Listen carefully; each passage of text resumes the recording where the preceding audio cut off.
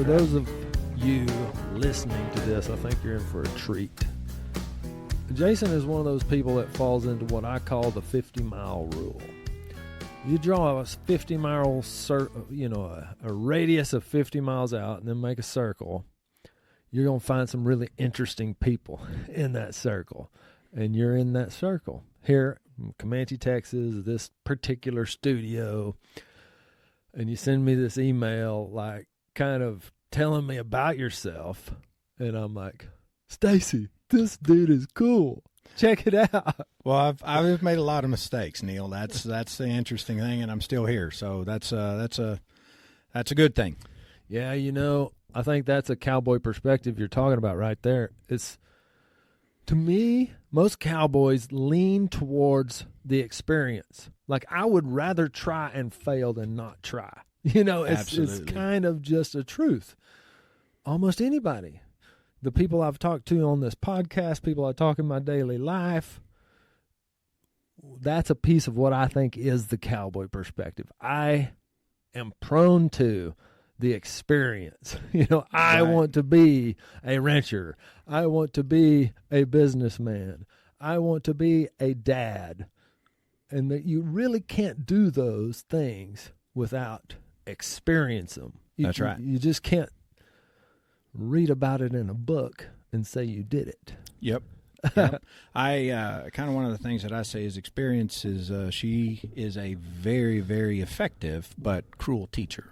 She makes you take the test before she teaches the lesson, right? And so one of the things that I believe in, that the smarter people are the ones that can watch somebody else make a mistake and learn from them, as opposed to having to go make it themselves. And I'm in that latter group. Like I said, I wish I could just learn from other people's mistakes and not have to make them again. But that's there's a bit of that. I think my dad used to call that stubbornness. Yeah.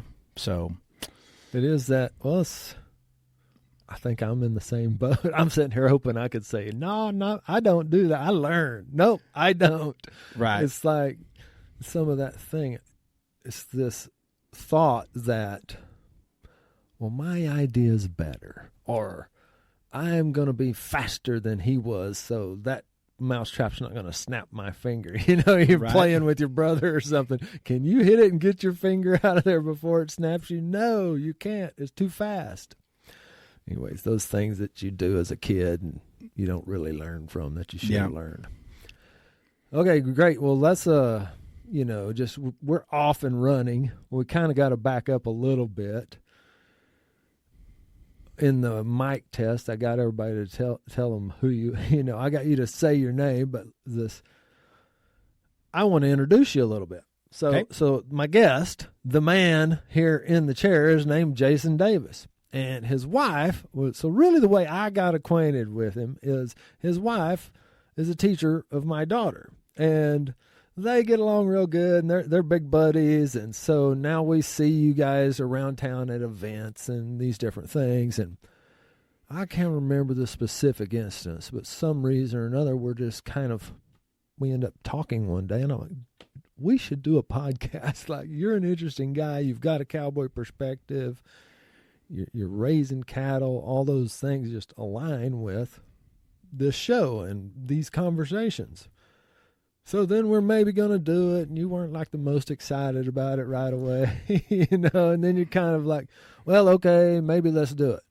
Well, then I'm just distracted doing things, and we don't get around to it. Well, now we bump into each other at the bull sale over there at Evans, and I'm like, hey, let's do the podcast. You're like, okay, cool. Let's make it happen. So we're here.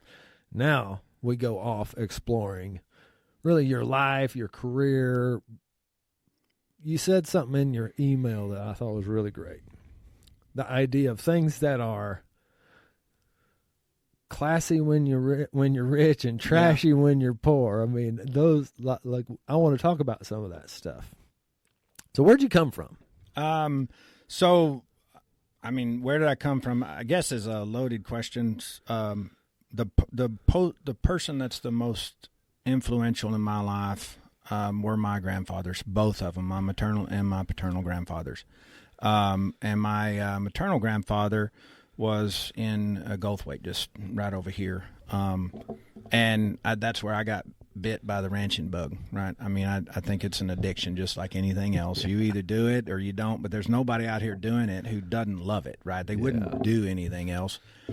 And my granddad was, he had been around, a few years. What's his name, or what are their names? So his name is Jack Davis. Yeah. He was an entertaining man. I don't know that he was welcome in any church around here, but he was a good man to me. Yeah. And of course, his wife, my grandmother, she was the sweetest person on the planet. But he taught me a lot, gave me a lot of room to grow, kept rules very simple, right? He said, don't lie to me and don't steal. Other than that, we can get along. We can find a way to work through all of these challenges, but those are the two rules. Don't do it. Yeah. But I started hauling hay for him when I was a kid, just first moving them out of the way of the tractor because, back then, square bales, and they would be in that first round. They ended up right on top of your windrow. You couldn't go back and pick them up. So my job as about a 4-year-old kid is to get out there and flip a 60-pound hay bale over, and it was hard, and I couldn't do it, but I wouldn't say no. I couldn't do it. Right. And I think he took a liking to me just simply because I didn't quit. I didn't give up. I just tried to find another way to make it work. Mm-hmm. And he lied to me a lot. He told me, you're the greatest hay hauler I've ever seen. Yeah. And I'm working around guys that are in their 30s that can throw me and the hay bale further than I can throw the hay bale. But I didn't want to lose that title, and so I wouldn't quit. Yeah. And it became a self-fulfilling prophecy for him. And I think he knew what he was doing when he was telling me that. But, you start to haul 500 square bales by yourself, you kind of own that title. But I grew into it. He gave it to me, and then I had to earn it to keep it. And that was I think a foundational development at, 4, 5, 6 years old. When you start working, start learning how to work, when you got somebody that's your cheerleader, and doesn't want to see how slow you are, how weak you are, how tired you are. He just says, hey, get in here and get a drink of water. You can get back out there, and just kept me going, never wanting to give up. And I attribute a lot of my success to the way that all unfolded in terms of working on the ranch. Yeah.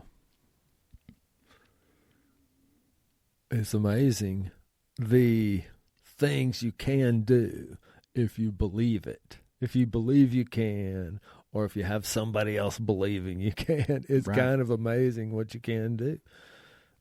I had similar experiences, not that exact one, but you can think of even just working with horses or cattle or anything. You want to be there. You want to be trusted and given the responsibility of handling some piece of the job as a kid. For me, my dad's my hero, so I'm just like, all I want is for him to say, I'm proud of you today. Good job. Neil, come go with me. You don't have to stay at the house. I want you. I need you. Your help, which I start seeing in my own life as I have kids and they're getting older and more capable. And it's just so valuable to me to put a belief in themselves into them, where if you find people that seem to want to take that out of them, it makes you really wonder what their life must have been like, because the real goal is to put it in them. Right. In any young person, your interns or anybody that comes to work in your business, any of that thing, you were just talking about it. We want them to come experience the real work. Like, you can't get that at school. Like, right. The professor can't give that to you. The only way you can get it is get in the game. Right. That's a great insight. And I think what's missing in the college environment is the skin in the game. Mm-hmm. Right? So you can teach things out of a textbook. Concepts, right? But business decisions are never one-sided as they appear in a college textbook, because they're just trying to break down what all goes into it to give you some idea of this to help you when you're in that world. But there's no way you can replicate it, right? And I used to say, let's talk about something as binary as ethics. right? We can all sit here and agree when we see a question in a textbook, we all know what the right answer is. Not a single one of us would disagree with what the right answer to should you tell the truth, right? But it gets very nuanced, right? So you're running a team and you are supposed to do this project, and you go to them and you say it's going to take us 8 weeks. We got 47 projects we got to run. They're all the same. They're just in different states, right? And we're going to run these projects, and this is how long it's going to take us. And you've mapped it out, you've tested it, and you know you can do it.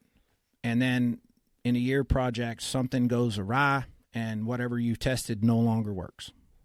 So now you got to scramble to come up with how are we going to fix this? And in the process, what you said was going to take 7 weeks, you now figured out a shortcut that says, I can now do that same job in 4 weeks.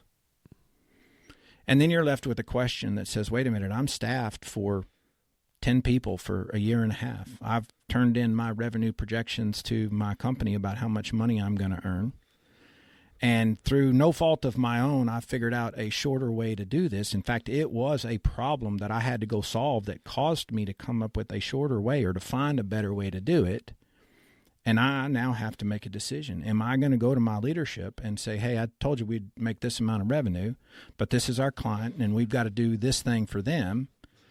And if I go tell the client that, then they're going to come and yell at me and be like, well, why didn't you tell us this way first? We want a refund for all those other hospitals that you did. Yeah. And then by the way, you're going to need to let go of, 4 people on your team. Somebody's going to lose their job. Now sit down and ask the question, what are you going to do? Yeah. Right? Yeah. It's when there's skin in the game that you ultimately have to sit there and police yourself and fall back on your roots. What am I willing to live with? Who am I going to disappoint? What are the impacts going to be in the fallout from it? And how do I address this in a way that hopefully I'm not dealing with bad actors who are just going to beat me up on both sides, my shareholders and my client, right? Mm-hmm. There's a no-win situation there.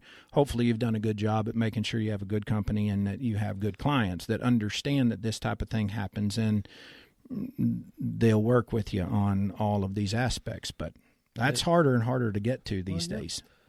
And if you've been in the game, if you've been playing, you've been running plays, you've been coaching, you've been calling plays, you've bumped into similar type things. So you start, like, first time that happens to you, you're kind of like, uh-oh, what do I do? The next time it happens to you, you're like, well, last time I told them all about it. I was just transparent in every way. And everybody's like, well, thank you. Wow, that's refreshing. Cool. We'll pay you what we paid you till you figured that out. Now do the shorter time. Hey, we understand that. Let a couple people go. That's the way it goes. You just all of a sudden now you've had that experience, and you get to navigate that with a little more insight. The other thing that the colleges don't typically have the ability to do, which is to give you real money and say, this is what I want. These are the goals. These are the objectives. How do you want to do that? And then they draw upon a set of knowledge that they have acquired through their education and their own experiences, and they come up with the decision, right? This is what we're going to do. I tell everybody that comes to work for me, that's the one thing that you do own, and you do not have to be right. But if you're going to fail, I want you to fail fast. Yeah. Let's figure out why that won't work, and it's not going to come from a no. An example was out at our place. They thought, hey, this would be a really good idea. Let's have a pumpkin patch, and let's bring a whole bunch of people out here. I said, okay, if that's what you want to do, if you think that's the way to do it, well, then let's get after it, right? So here's a couple of things, and I gave them a list, and I said, we need to go, here's some challenges you need to have an answer to. And there were a couple of fundamental things that didn't occur to them when they were coming up with that idea. Namely, if we have 40 people out here to do a pumpkin patch, where's the bathroom? Yeah. Very simple things that don't enter into the decision to do something, but when they stumble across that and they learn that lesson, hopefully before we put money after something like that, but give them the opportunity. Don't just shut them down and tell them they're stupid. That will never work out here. Tell them go do something else. That's not going to help them develop, right? Yeah. And so we do things. We say, hey, this is what we're going to do, and we go put a little bit of treasure after it, and then we get to the point where we say, okay, well, that did not achieve the objective that we want. And what I refer to, or what I tell people is, you will either succeed or you will learn. Yeah. Learn or fail is not part of it. Where failing occurs is when you didn't succeed and you didn't learn. That's the only time you fail. So if we're going to fail, let's fail miserably, and then let's learn from the experience, document it, and then share it and make sure that we don't make that mistake again. And you will develop a high-performing culture and a high-performing team because we rewarded the willingness to try, not reprimanded the failure, right? Yeah. Have you ever been in a boardroom where, like, maybe the chairman of the board says something like, what do all y'all think? And then one person speaks up and says, XYZ, whatever it is, I think this. And then they just get told they're the dumbest, stupidest person. I can't believe you'd even say that out loud. How many more people speak up after that? You know, it's like, don't do that, leadership. Don't kill that takes some vulnerability, some trust, all those things in that setting to just be, because the next guy that was going to say something might have had the smartest idea, but now you've convinced them that's a stupid thing to speak up. Right. Have you ever seen anything like that? My experience in boardrooms, at least with big companies, has been the opposite, right? Yeah. Everybody already knows what they're supposed to say and do, and it is so formalized that actual meeting of people being in the room, all the decisions were made 2 weeks ago, and all the discussions and all of that. Now I'm talking about, with companies that are publicly traded. It's info I don't understand or know. To me, it's like, well, why the hell even do it? If all the things have been done already, why are you getting in the room together? What's your perspective on that? Well, I think we'll talk about, like echo chambers, which is a relatively new concept. But I had the opportunity at one time in my career to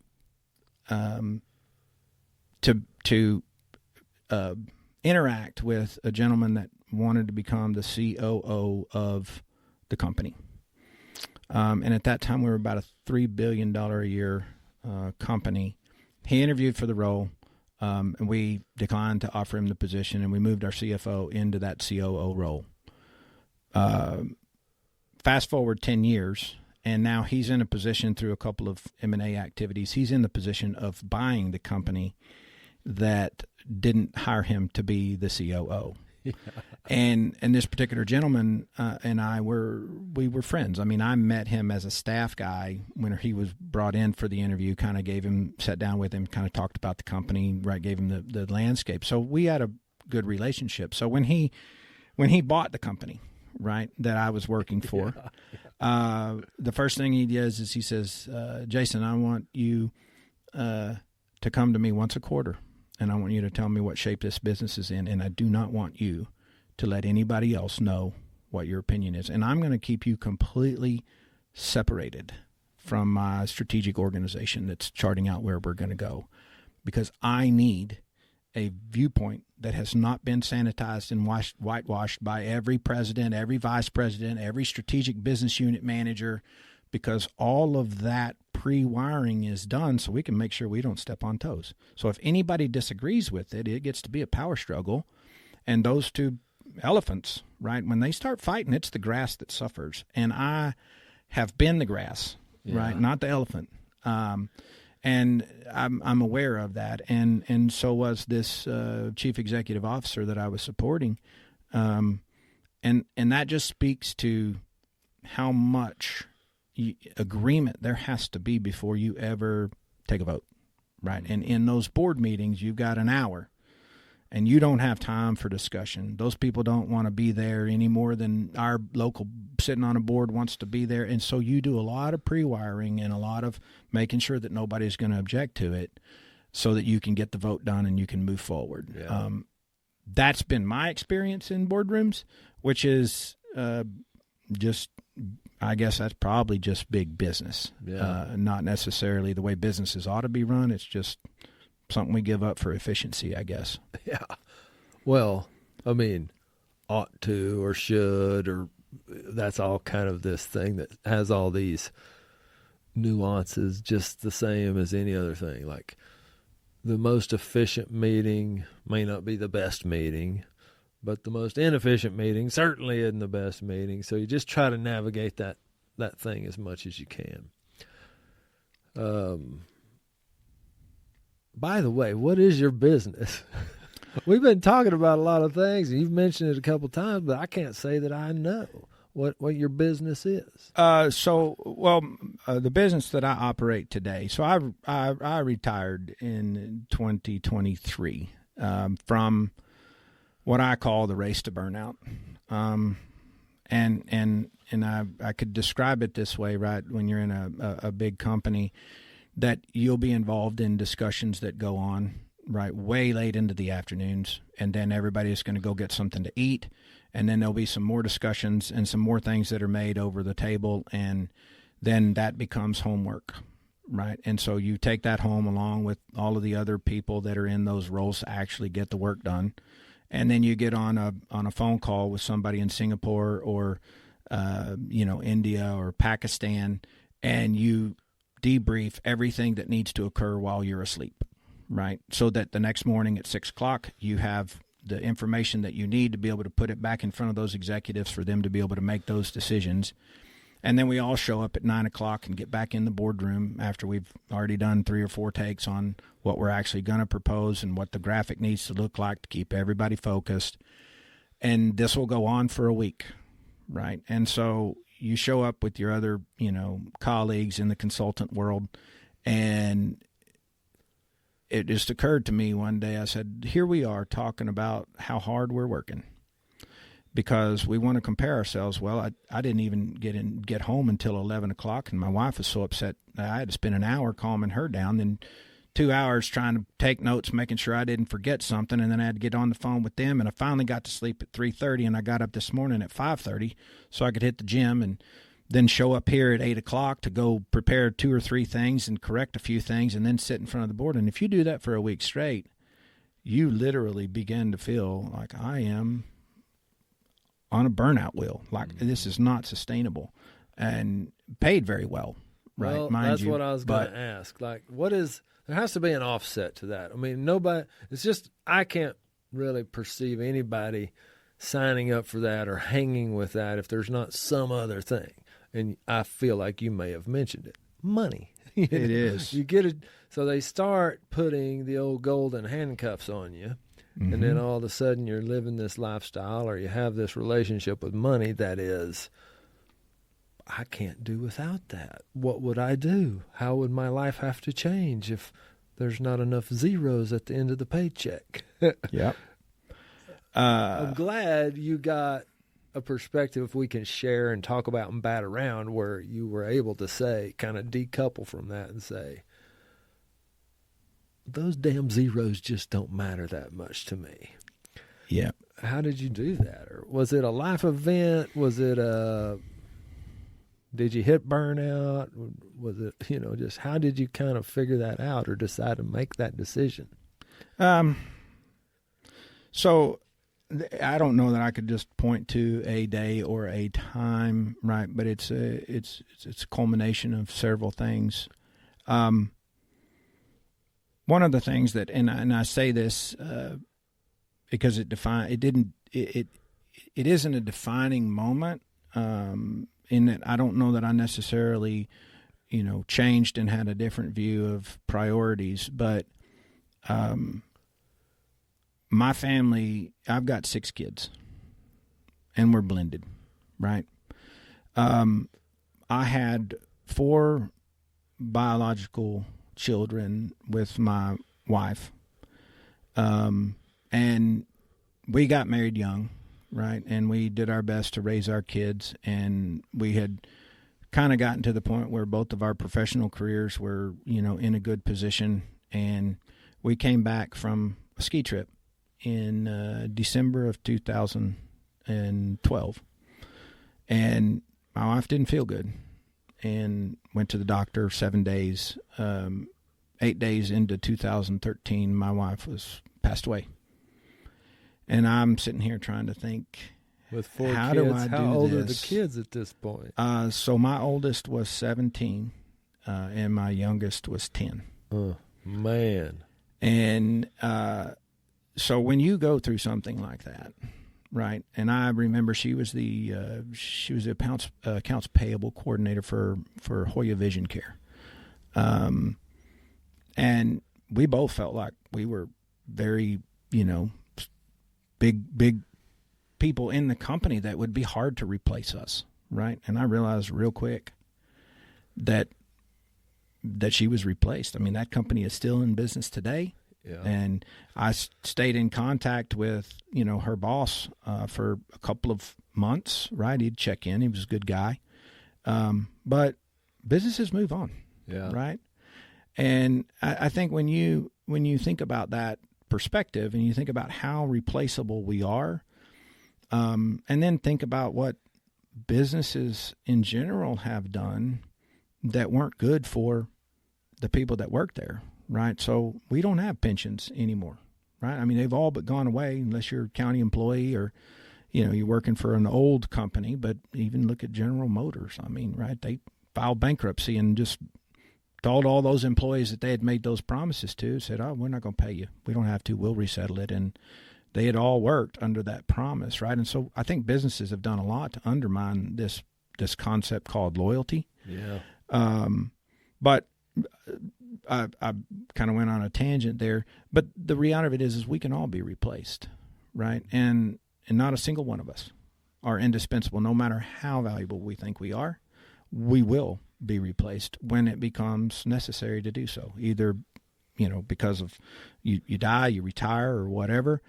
And I think many of us, our identities are owned by what we do and who we are. Mm-hmm. And I've had to deal with this in many ways. And so I think, okay, well, what do I want to be remembered for, right? When I buried my wife, I was amazed at how many people were there. And just the outpouring. And one of the things that I realized was that when you die young, a lot of people show up, right? When you die old, if you're, 106, all of your friends and everybody you had relationships with are probably already dead, right? Yeah. And so I just thought I want a lot of people to in looking at what I did when I buried my wife, is I thought that's a measure of success. Now, one might also say that if you're a horrible person, there'd be a lot of people that showed up just to make sure that you were dead, right? Yeah, right. And so you got to be careful on that. But in general, I want when I die, I want people to go, well, that guy was pretty good. I got these valuable lessons from him. He helped me out in these situations, and those are the things that I'm living for. It has nothing to do with how much money will be in the bank account. Right. I've told my kids I don't want them to inherit money. I want them to inherit experiences. Right. Mm-hmm. And you went to grad school just like I did. But I'm sitting there listening to mission statements from, JFK talking about going to space. Right. By the end of this decade, we will put a man on the moon. Right. And I'm thinking, man, that's what you do. Right. And, so I went home one day after class and all fired up about it, and I went home and I told my kids, I said, all right, here's what's going to happen, because Dad was a workaholic, right? And I'm admitting that I have a problem with always wanting to be busy. And so I said, okay, so I'm going to force myself to take a vacation. And I promised my kids, I said, you'll spend one night in all 50 states before you graduate from high school. And I followed that up with, you will spend 1 week on every continent before I die. I'm counting on global warming to help me out with Antarctica, because I'm pretty sure Marriott doesn't have any hotels there. But you got them all done but Antarctica? Well, no, I've only got 2 of the continents. We still got 5 to go, but that's why I work so hard, right? It's going to take a fortune, because it's not just me and my kids. It's me and my kids and my grandkids. Yeah. So they're with 6 kids now, and I've already got 6 grandkids on the way. So we'll probably, have to charter a 737 or something to get to some of those places like Australia. But I love the boldness of those promises, though. Like, I'm even scared for you right now. I'm sitting here scared for you that's going to be hard to deliver on. Besides the money, like you're also kind of making a bet that you're going to live a long time. Like, you may not. It's like, that's the other crazy thing. To me, dude, you got to hurry because you don't know. Yeah, none of us are guaranteed you get tomorrow. What are they going to do? Sue me? Yeah, no, they're not. I mean, I'm dead, right? But at that point, and it's still a memory they'll have. Like, man, remember Dad was going to take us on those things. And then they just start imagining what it would have been like, which is almost as good as the real thing. Yeah. I mean, all of these they're just things that shaped it. I grew up, my granddad, I'll go back to kind of growing up, but my granddad was on the Colorado River over there in Mills County, and we used to raise produce. I used to go to IGA grocery stores in San Saba all the way to Leander with my grandmother on a 1-ton flatbed pickup, and we sold melons, watermelons, tomatoes, squash, okra, everything out of the back of that truck, and we sold to a grocery store, right? Yeah. And that was formative for me, and that's what I grew up eating, was food that tasted like that. And he would drop me off in front of this tomato row. It'd be 9 of them, and they're to an 8-year-old, they look like they're a mile long. I don't know how old they really are. I'm sure I'm embellishing it just because I'm getting old. But he'd say, I want 9 of those rows done, all the weeds out of them, and then you can come home and eat lunch. Yeah. All right. Well, that's what he said. Let's do it. Well, you're out there. Well, when you're hot and you grab a hold of the tomato, because he didn't say you couldn't eat them. Yeah. And you eat a tomato right off the vine. It's hot, right? Yeah. From that, July sunshine. That tastes good. Real good. Right. And then you go to the grocery store. When I moved to the city, I was like, where's the tomatoes at? Yeah. And they're like, right there. And I said, no, sir, that is not a tomato. I don't know what that is, but that's not. It kind of resembles one, but it's not a tomato. Yeah. Right. And in my career, I got the opportunity to travel, on the company dime to go to places like India. And the first thing that I realized when I got over there is, oh my gosh, these guys' food is amazing because it's all fresh. Yeah. Right. They don't do all of the things that we do to make it cheap.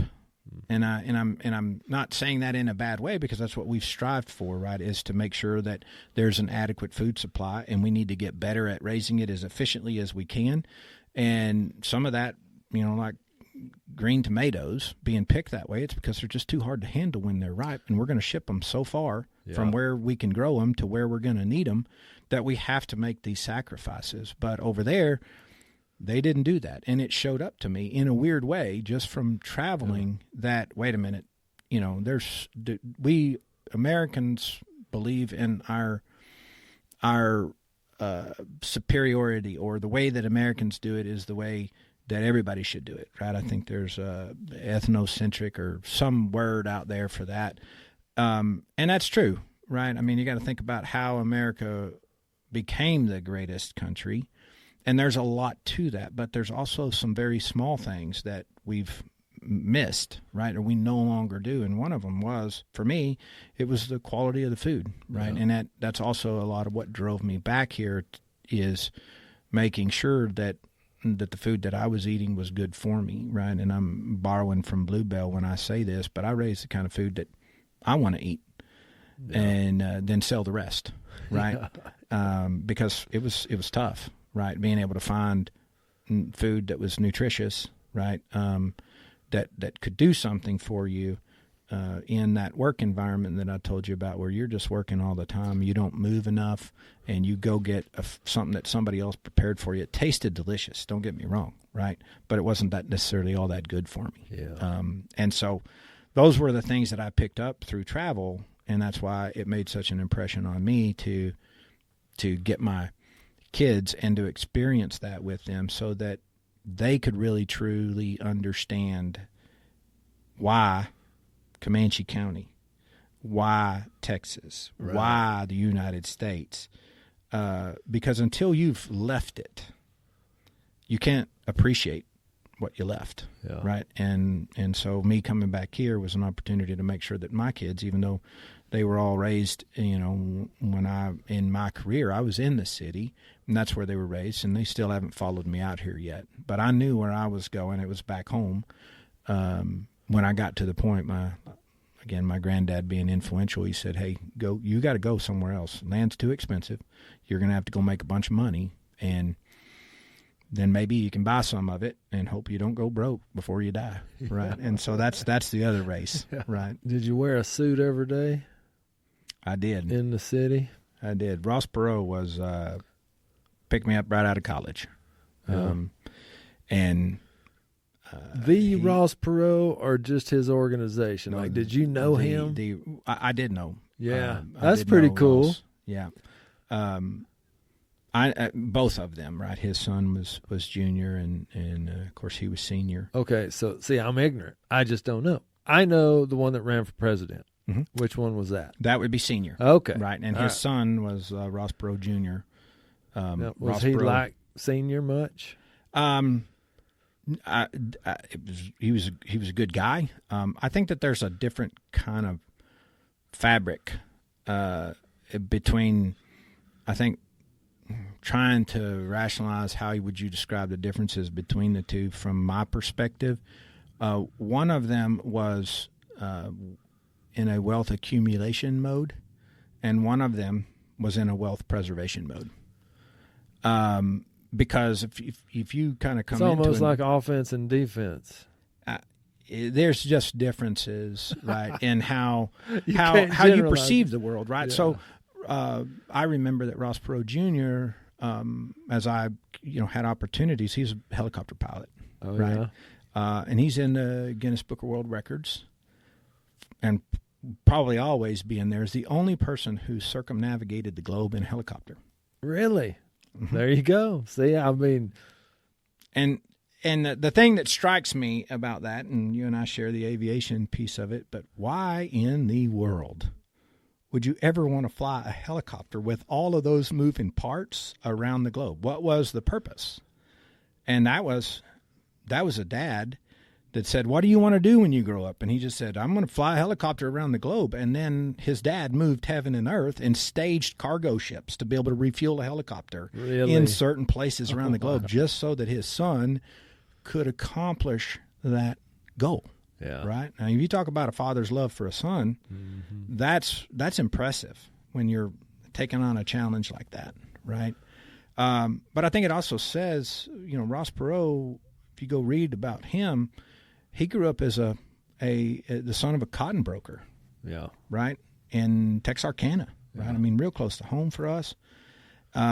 And of course, he believes, and of course, all of his life said, "Hey, I just came from nothing." Right. Well, the reality of it is, in the Great Depression, when your dad's a cotton broker, he's still doing better than the guy that's raising the cotton. Yeah. Yeah. But it does speak to what he had to overcome to achieve what he did, and ultimately to run for the president of the United States unsuccessfully.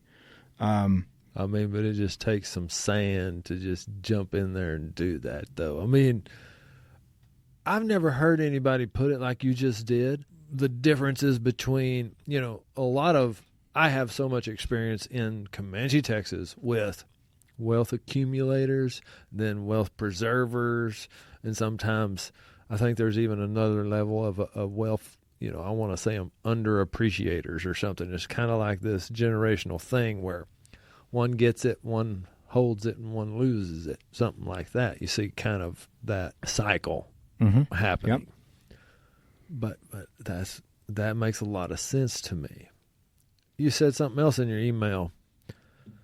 I'm trying to make sure I'm not just jumping off of that subject too fast.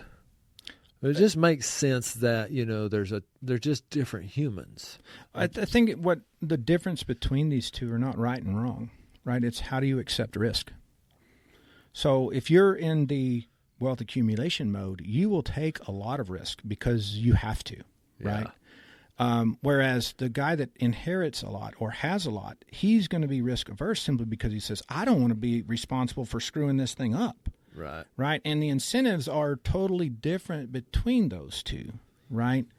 How do you navigate the idea that maybe, I don't know, or just what do you think about this? It's a great question. I'm just so curious. You have a lot of expertise in the area. Can the preserver, the risk adverse, end up losing it all just from that simple fact of getting more, out of the offensive mindset for the business, for the wealth, and all of a sudden it just kind of poofs away? Yeah, I would caution anybody that is in a wealth preservation mindset to try to do the best that you can to push the limits back into. I won't say that they won't ever be able to go into full blown. It'd be like impossible. It's just like if you've never been a farmer or a rancher, you don't know where food comes from. You just can't. If you've never been a wealth accumulator, you can't be that risky. Right. It's just not. You've got some incentives. I would say that it is much more difficult for someone who inherits wealth to be able to keep and perpetuate it. And the two factors that I would tell you are inflation. And as that wealth goes to more and more generations, it becomes a smaller and smaller piece of pie. Yeah. And the greatest thing that you have to have is access to capital and a willingness to put it to use. Right. I'm a creature that will bite off more than I can chew, and then hope I can figure out how to chew it. Yeah. And that is the culture and trait of someone that is accumulating or in the process of accumulating, not someone who has. Yeah.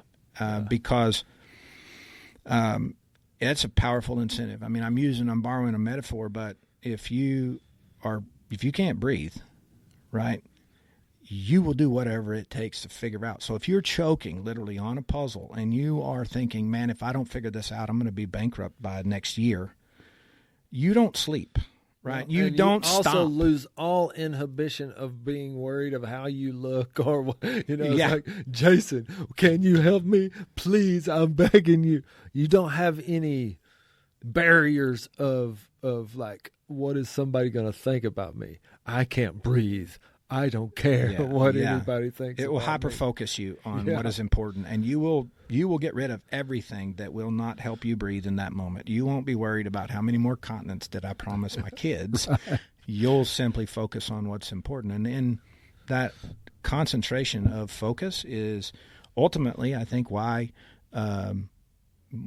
those people who are wealth accumulators and have that trait, why they end up hitting their goal, right? Yeah. You have to want it. And it is not easy. I mean, it's kind of interesting to me, the words you choose. You didn't really say succeed. It was hitting the goal. Is that success? I don't know. Like, really, who can say other than them? But they hit the goal. Right. Because there's so many different ways of really naming or perceiving success. It's like, to me, I don't know if it'd be success, but it'd be pretty cool if somebody says my name 20 years after I'm dead. Like, maybe my kids might, there's a chance they would. It's one reason I wanted to say your granddad's names. It's just like, let's say their names, because some of those people, like Eltis Dudley, nobody is saying his name very often. I mean, that's my granddad. He passed away years ago. But he meant a lot to me. I like to say his name every now and then. So it was Jack, and what was the other one?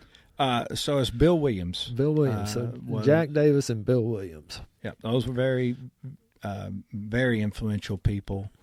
I was the oldest grandson. I think that had a little bit to do with it because some of my aunts are not necessarily my biggest fan, right? Because I think Captain Jack, and even Papaw, my Bill, they gave me a little more, and I recognize that, right? Just by the virtue of I was the oldest grandson, and could do more faster or whatever. You were there first, and so that's what we call lucky. right? That has nothing to do with whether I earned that or not. Well, everybody got to have a little of the luck. I mean, it's just, you call it blessing, luck. I call it momentum too. Like it's there's a certain amount of momentum I was afforded by my parents and my grandparents. Like they gave me momentum, although they didn't guarantee my wins or my losses. They didn't do any of that, but they did. Like, you just picture those little motorcycles as a toy. You just kind of move it a few times and it'd be zoom, and then bam, you set it down, it takes off. Like they gave me the momentum. It's my job to do something with it. Yep.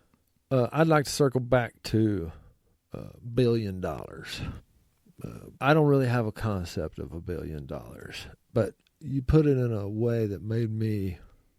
Well, actually, I was delivering bulls with my cousin. We got talking about it, like the difference between $1 million, $1 billion, and $1 trillion.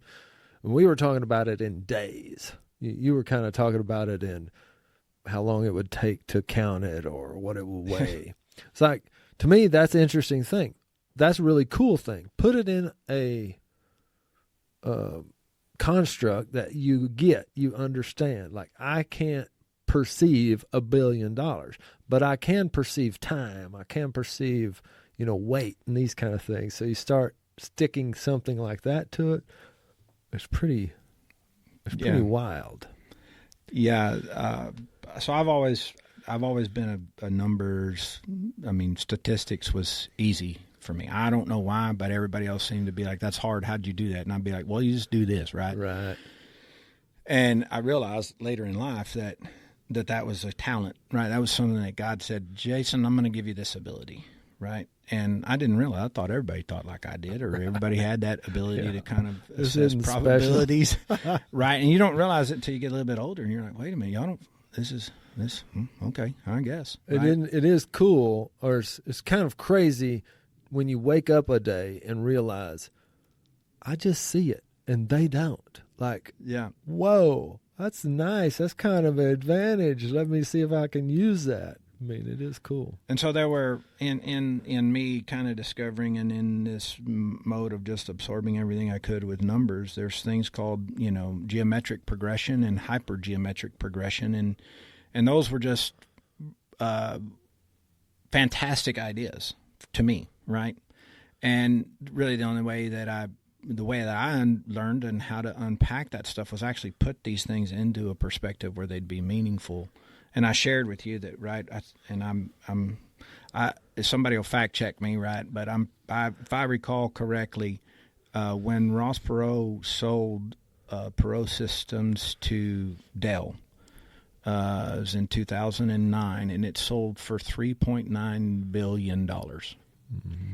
And I went home that Sunday night after the board had voted to accept the bid. Again, one of those things that,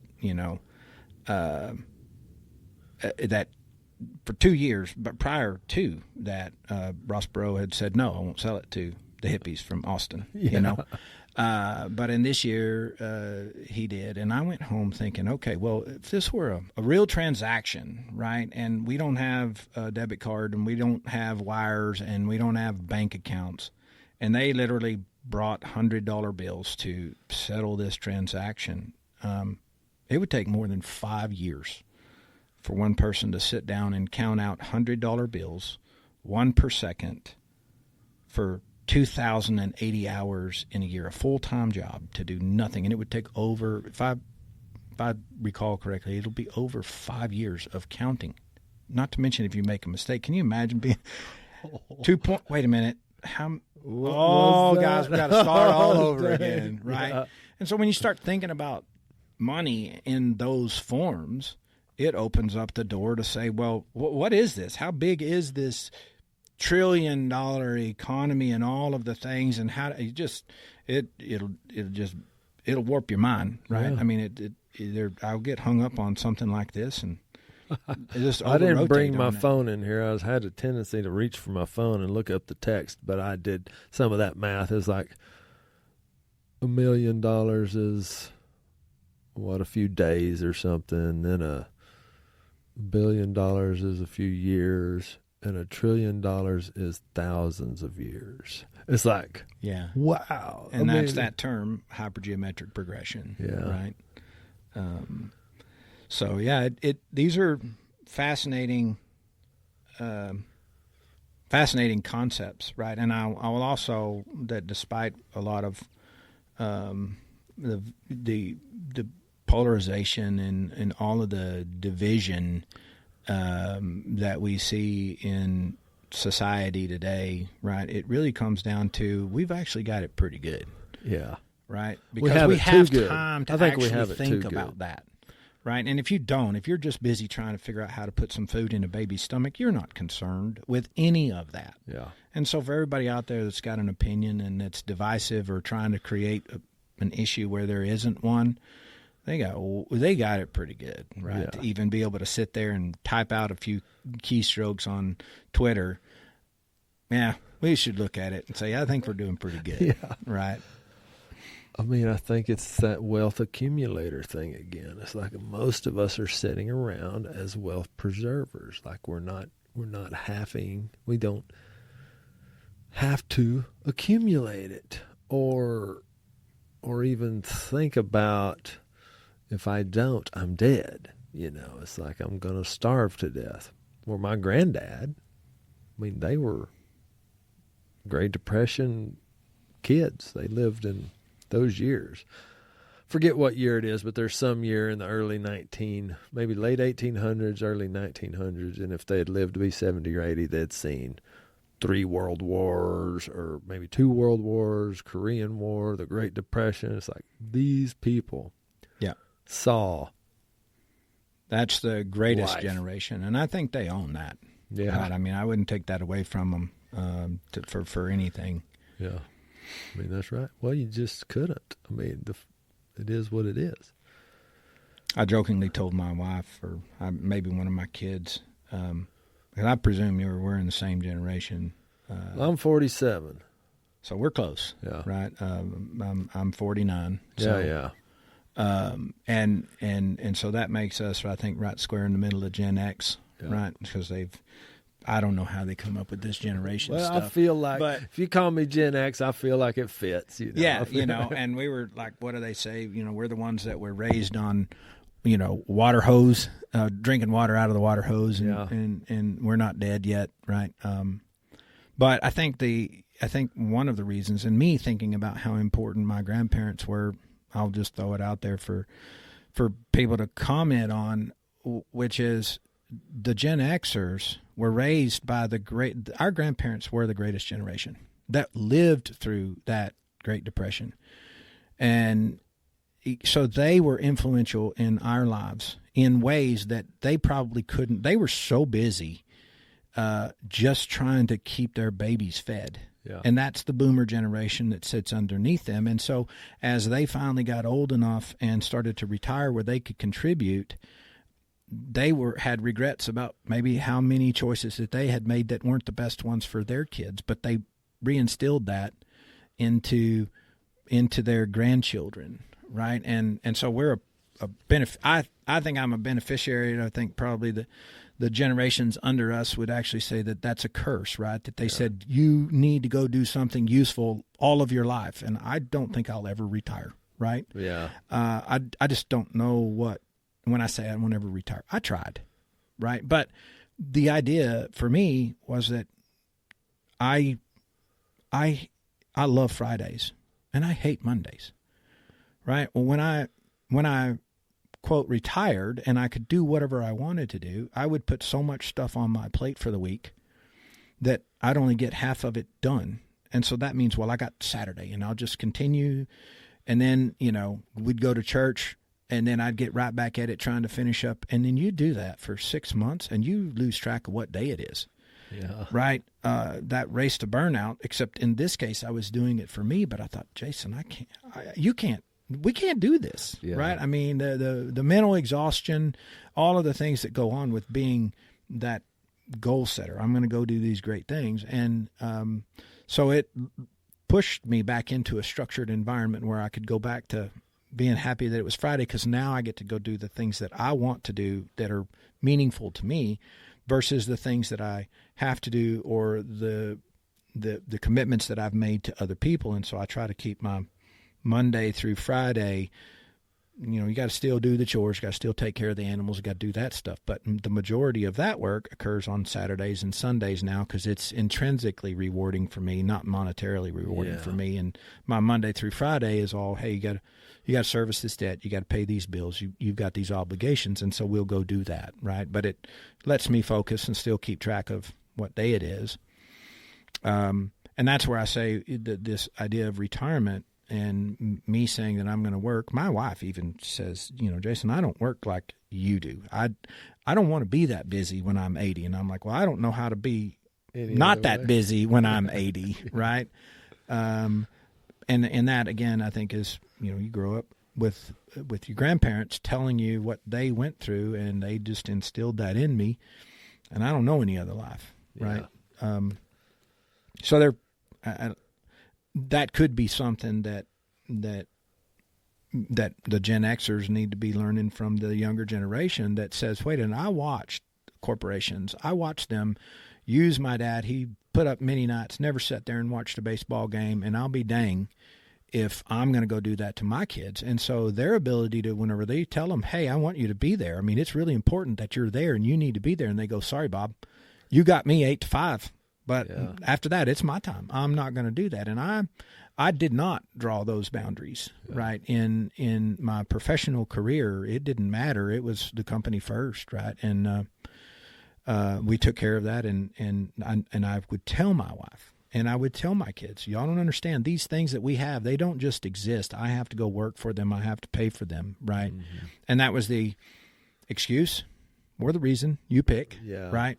As to why those sacrifices were made. And I think we could, there's understanding to be had on both sides, probably somewhere in the middle, not where I am. But when I listen and reflect to why they feel that way, it helps me get a little bit closer, right? I think to wherever that sweet spot is, just listening and thinking through why do they feel that way, right? Yeah. Well, you almost have to understand it some if you want to have a business, because you're going to have to be hiring these people. You're going to need these people to help you scale and help you duplicate your skill set. So you have to empathize, learn, understand. I found that kind of interesting. Like, I think growing up on the ranch gave me this certain perspective that it's all my responsibility. Like, I have zero problem with responsibility. Matter of fact, I want it. I mean, I feel like I'm capable of taking care of stuff. Then I'm in a business and we're hiring people, and I see this person that could run this thing, but they don't want the responsibility. And so it makes me realize, like, wow, that's so important, is finding the people who want the responsibility. That's the trick, if you ask me, because if they don't want the responsibility, you can't make them. Have you learned? I mean, come on. Share it with me if you figured that out. There's no special trick. It's almost like more is caught than taught. You're going to catch more from me from just watching me in life than you are from what I'm going to tell you on this podcast. Like, what do I see Neil doing in life compared to what him and Jason talked about on the podcast? Do they align? Are they the same thing? Because I'm really going to trust what I see him doing more than what I think he's telling me he's doing. Right. Which is the scary thing about AI, and there's a whole other rabbit we could chase. It's like, geez, what is real in the world anymore but this? Like right here. Yeah. I mean, I could slap your boot if I wanted to. Yeah. You're there. It's not some AI-generated thing with a voice that sounds a lot like yours, spitting out this supposed experience you had, Yeah. Let's see. There was a couple of... Okay, so let's touch it. I mean, I mentioned them shortly. What are these rich and poor, classy and trashy things? Yeah, so this is a game that I play. I mean, I've always been... I wanted to engage my kids, and I wanted them to engage me where I was, and that's awful boring, right? And so I would come up with just games or things that I ask them to do that because I'm highly analytical and I'm terrible at creative stuff. I wanted them to exercise their brains to not be like me. Did you have a kid that was just like you and one that was the exact opposite? Yeah. I mean, that's a whole nother subject because if you get me on my kids and my grandkids, I won't shut up. So we'll put that on for another. You just can't help but love them so much. My dad has this theory. It's called the cup of love, and it aligns with God's love for us and the innate love you have for your children. You can't. His argument, and I tend to believe it, is you can't duplicate it in a marriage or anything. It's a thing that's just turned on, and you can't turn it off no matter how bad they mess up. It's like, Dad's just, Neil, I love you. You can't take that away. Like we could find ourselves in a really ugly spot where I can't do all the things I would want to because you're making decisions that I just can't support, but it has nothing to do with my love for you. Like, it's an overflowing cup. You cannot put any more in there. Yeah. Anyways, yeah. I think you probably...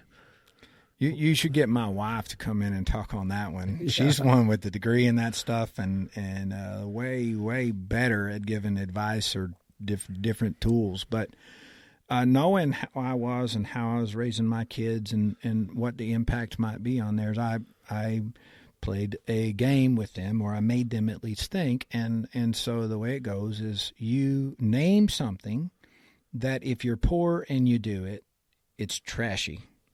And if you're rich and you do it, then it's classy. And, you've had some time to think about that. But did you come up with any other things other than the 3 examples that I gave you? No, I mean, I just was sitting there thinking about those 3 examples, that was like pretty cool, like a lawyer on speed dial. Oh yeah, that's pretty, that definitely has the contrast. What were the other one? What were the other 2? Well, so a very common one, if you kind of look at it, right, that everybody could relate to out here, is hanging your clothes out to dry. Yeah, right? I mean, there's a whole bunch of people, right, that whether they just don't want to run a dryer or they don't have space for a dryer, but they live in a townhouse that's, a nicer house than either of us could live in, that they just go, I just don't want to have a dryer. I don't want my clothes to be cooked, right? I mean, there's all kinds of reasons why people do it. Sure. And that's a status symbol in some people's world that they have enough space, time and space, right? Yeah. I mean, some of the things my first degree was in lawn care, right? And if you actually go back and study what a lawn did and what its purpose is, that was basically a middle finger that says, I'm so rich, I don't have to grow food. I grow grass in my front yard, right? And then I was in the business of taking care of people's yards in Dallas that would spend fortunes on those. And it makes you kind of think about what it is that we do and why we do it and why it's important. But hanging your clothes out to dry would be one of those deals that I have enough space that I don't have to use a dryer.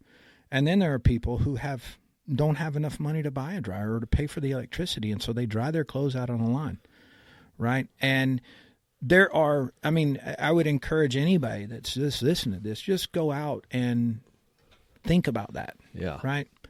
And so this was an example of having my kids just think about, what do we do? Why do we do it? Are we doing it because we're poor? Are we doing it because we're rich? Where are you? And this was really just asking my kids because I think I asked this, those telephone robocalls for politicians, right? They'll call you up and say, hey, Senator so-and-so will be on the line in, 20 minutes and he just wants to take, calls and we're going to tell you about what's going on and then we want to take a couple of questions, right? And I would just put that on speakerphone when they called and I'd sit there and they'd drone on and go through all those things. And I eventually said, okay, I understand this. If I got a question, I need to ask this question now. I don't even know what it is. Right. But I'm going to go ahead and put on the button that I've got a question. And the question that I came up with was, hey, look, I'm trying to figure out that all of y'all are talking about a strong middle class. And all I want to know is, am I in it or not? Am I poor or am I rich? I don't know where I am. And so what I asked a politician was, wait a minute, I understand that you want to help the middle class and we all want to make healthcare better, but am I in the middle class? How do I know if I am, right?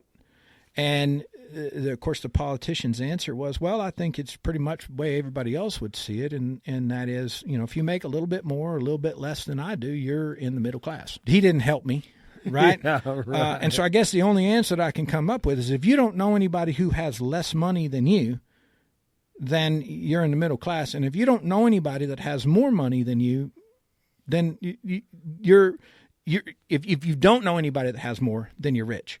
But if you know somebody that has,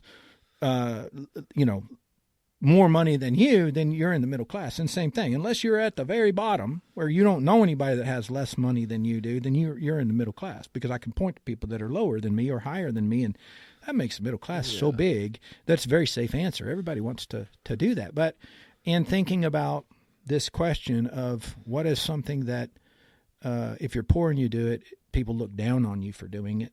And if you do it and you're wealthy, then people commend you. Yeah. Right. And I think, and this is, the very polarizing topic, but if you take government handouts, right, that's probably the one that will get people started the most.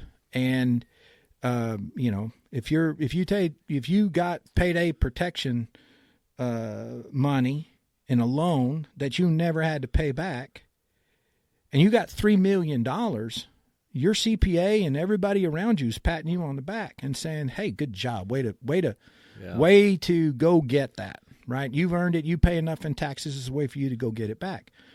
And if you just weren't born from the Lucky Sperm Club, and you didn't have parents who poured into you, and there wasn't any money, and the best that you can do is you used WIC to go get your groceries, or your parents did, there's a stigma on some of that stuff. Yeah. And I'm of the opinion that there is a difference between a hand out and a hand up. Mm-hmm.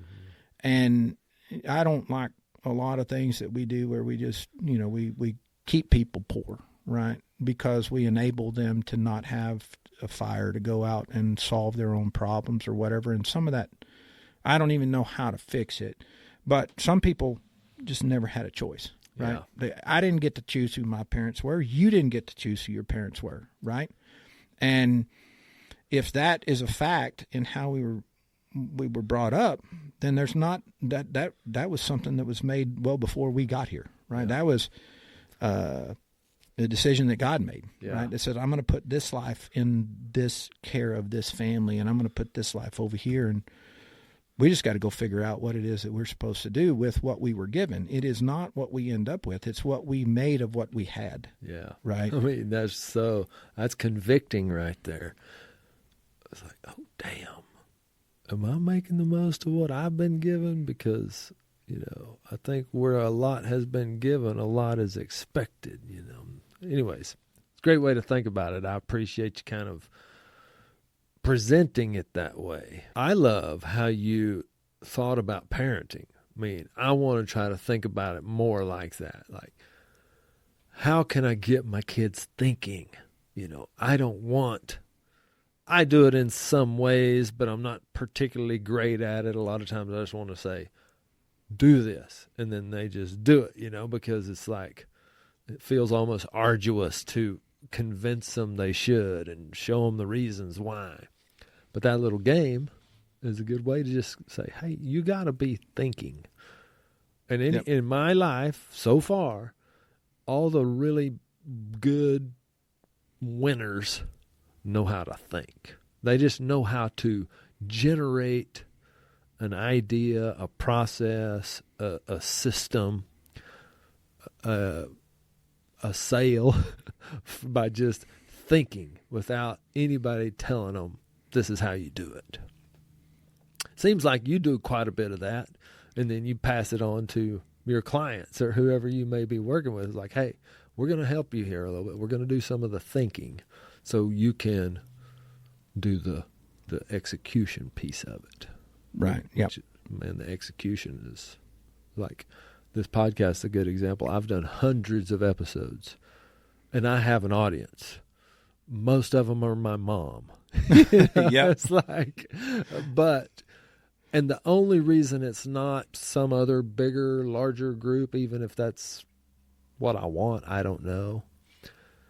It's because I don't execute really well on the small little things you need to do to perpetuate and market these conversations that I've had with interesting people, from Jason Davis to Ty Murray to Randy Bernard, to just so many people that have just these really cool, great life experiences, great stories. Like, well, those people that you mentioned, that's pretty good company. I'm nowhere near close to them. So. Neil, I feel lucky to be in the room with you.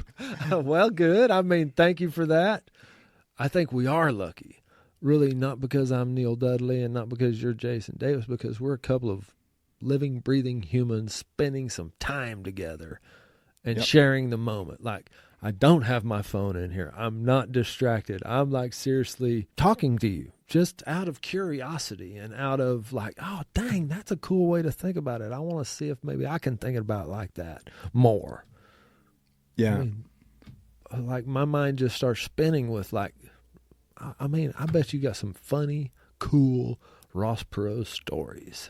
It's like, does anyone come to mind? Like, I can't end this without asking that. It's like, this guy is so well known. He's this character. He's a personality.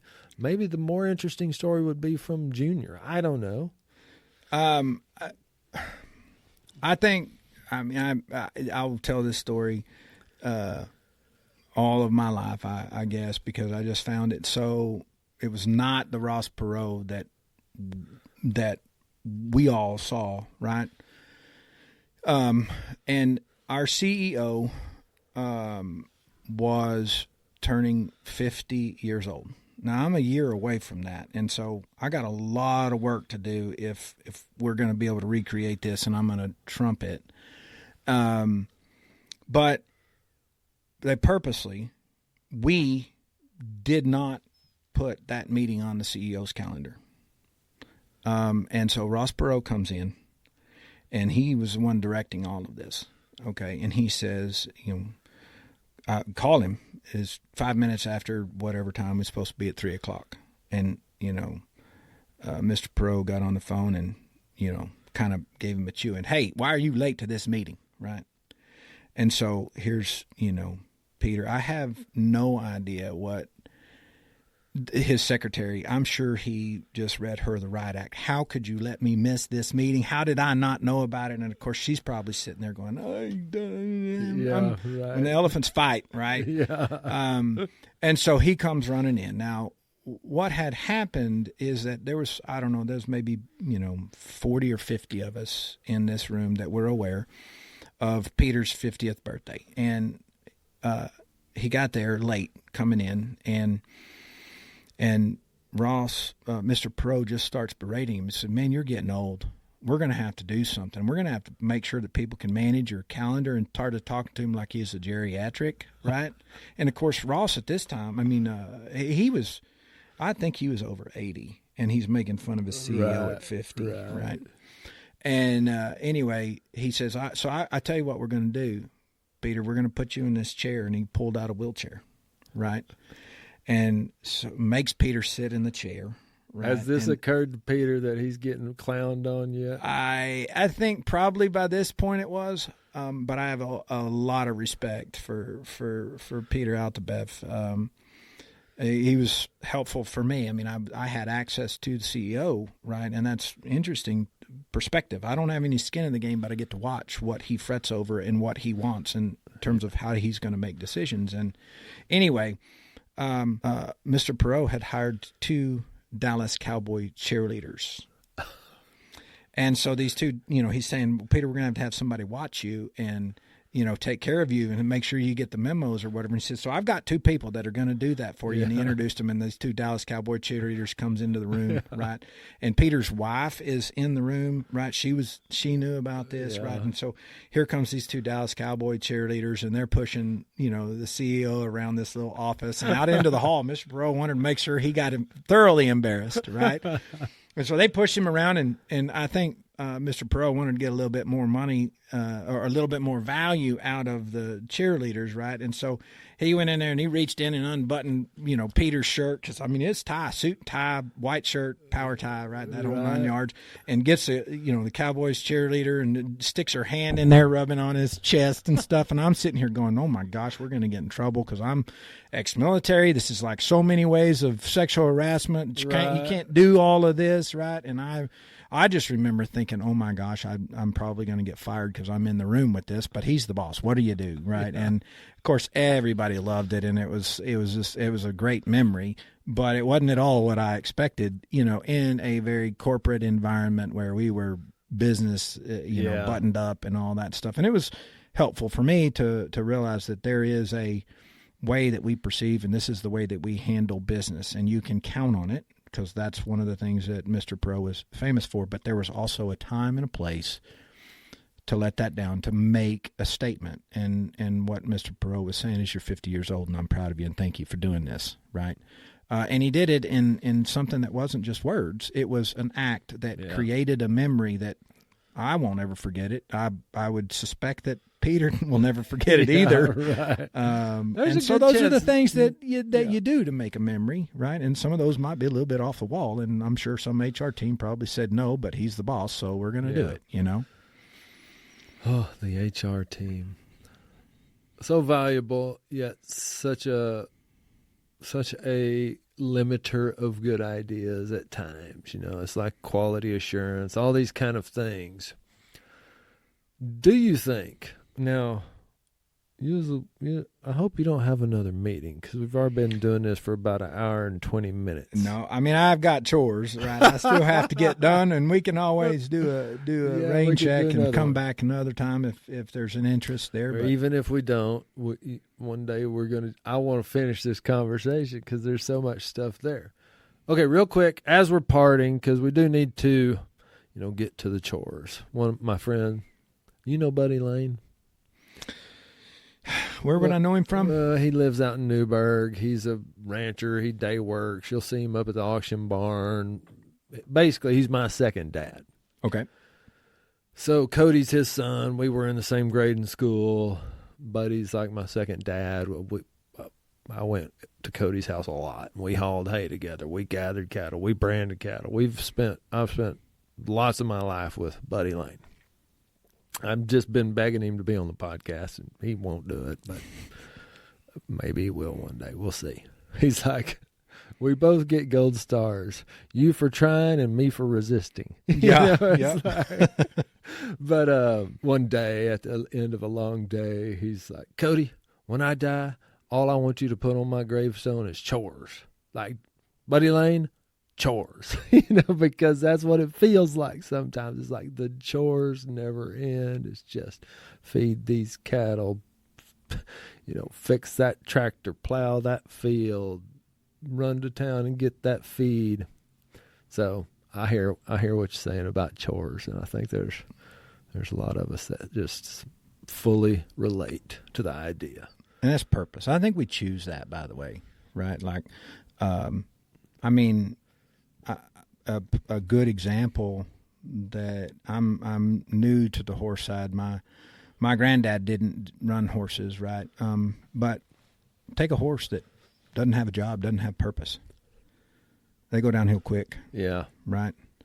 And so I think we all have to have that, right? And I think that I would put myself into this group that I'm afraid. I am so afraid of not being useful, right? That I put more things on my plate than I can do just because of fear, not really love, right? It's I don't want to be unuseful. I don't want to not have a place. I don't want to not have a purpose, and so I over-rotate on it. And it's a good thing to do, but those chores that I'm going to put on the list when I go home, when I leave here and I start taking care of them, I'd already said, hey, these are 6 things that I'm going to get done. They're all going to take about 3 hours apiece, and I'm going to get them done today, right? And there ain't no way I'm going to get it done, but there was not going to be any idle time because I just don't do well with idle time. I will get in a headspace. It's not good, and so I just keep myself busy. But that's a choice, right? All right, last thing. Have you read the book? So, in this getting to know you, I realize you don't listen to a lot of podcasts, but you do read a lot of books or you listen to books. Either way, I can't remember what you said, but the concept still fits. Have you read the book, The Ultimate Gift? I haven't, I don't think. But I will. Yeah, I want everybody listening to go check out The Ultimate Gift. I learned of it recently, listening to it. So I got fired about 2 months ago. So I'm going through this kind of crazy piece of my life. Like with my best friend since kindergarten fired me. That's kind of a crazy thing to happen.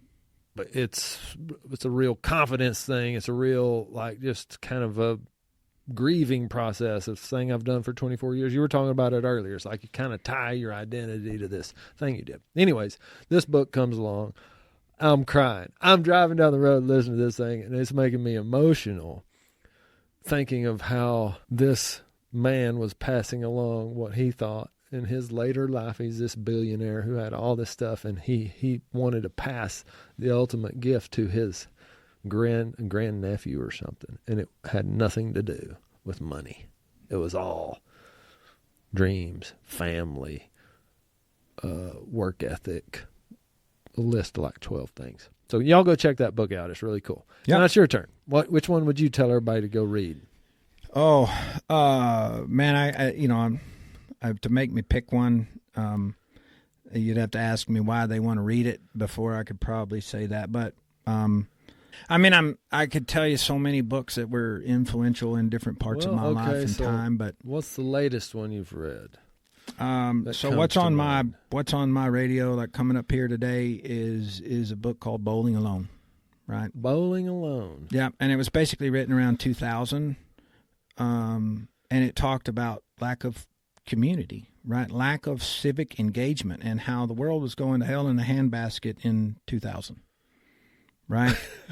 Well, that's a long time from that. Yeah, and you sit here and you get to read a book that was written 25 years ago and think about all the things that they think were going wrong and why the world was going to end. And not like it was coming to end of times, but just the next generation is not going to be as good as the one before it, right? Yeah. And so it's good for me to go back and read those, which comes from a book that I finished just before starting this one called The Anxious Generation, talking about the young generation and what's happening with why it is that we have so many people who just don't want to try, right? And that's the definition of anxious. And this new generation just says, I've been told that I'm not capable. You didn't let me do things because I had to always be supervised, and I couldn't have unstructured play, right? And we're working on something that we're referring to as Analog Kids Club that says, look, you can come out to the place.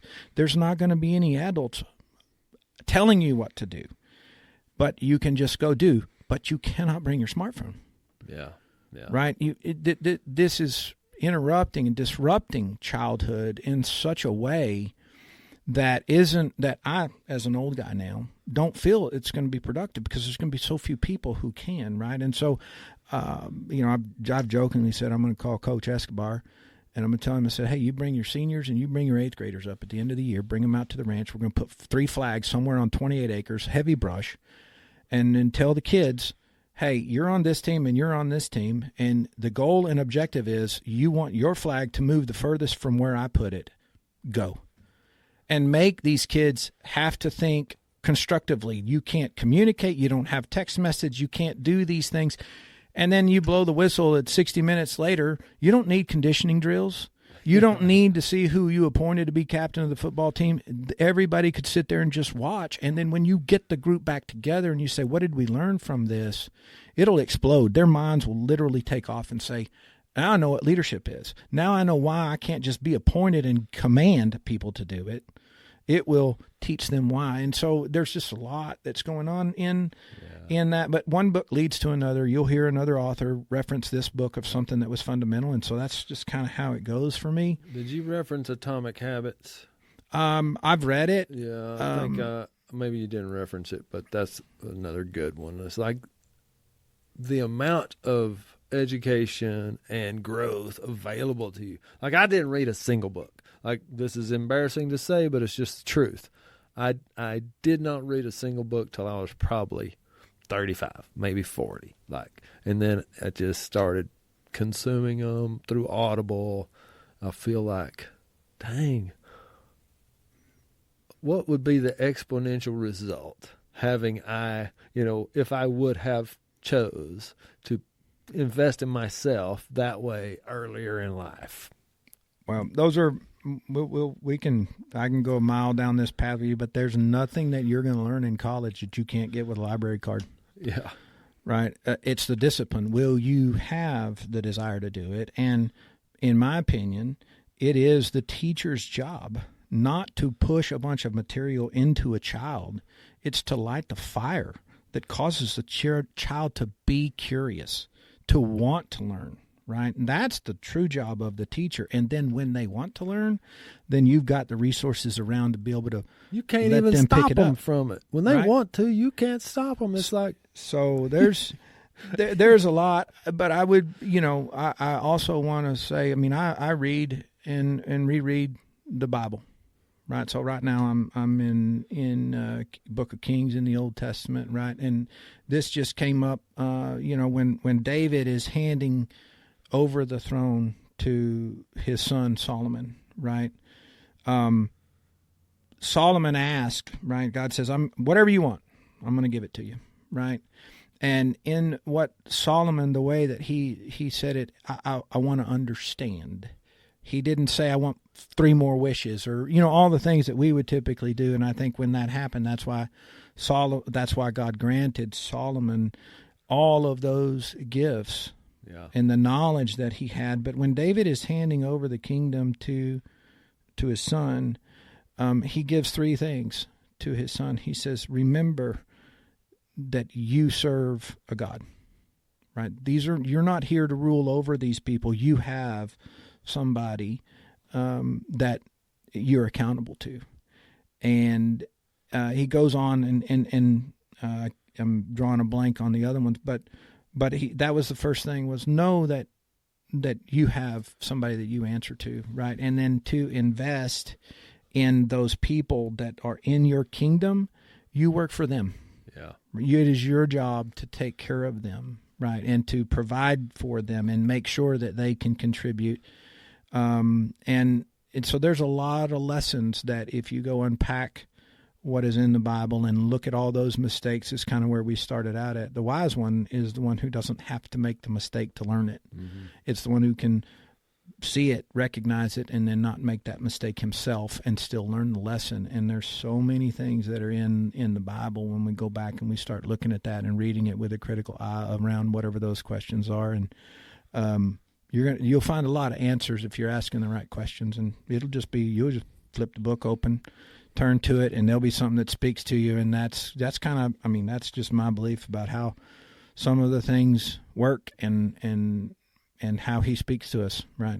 He hadn't come out in a burning bush and told me what I'm going to do. It was always in signs and points and ways, and that's kind of where I get my direction from, and that's the reason why I'm still here. Is he's not finished with me yet. He still says, Jason, I got a plan for you, right? So man, thanks for listening. If you're hearing this sentence, this young lady over here in this chair has made it every minute. She's hearing the sentence of, come back next time. We're going to talk more cowboy stuff, cowboy perspective stuff. Jason, thank you so much for being here. I just have to kind of do this abrupt stop because there's 6 things in my mind I want to ask you right now. So we'll do another one sometime.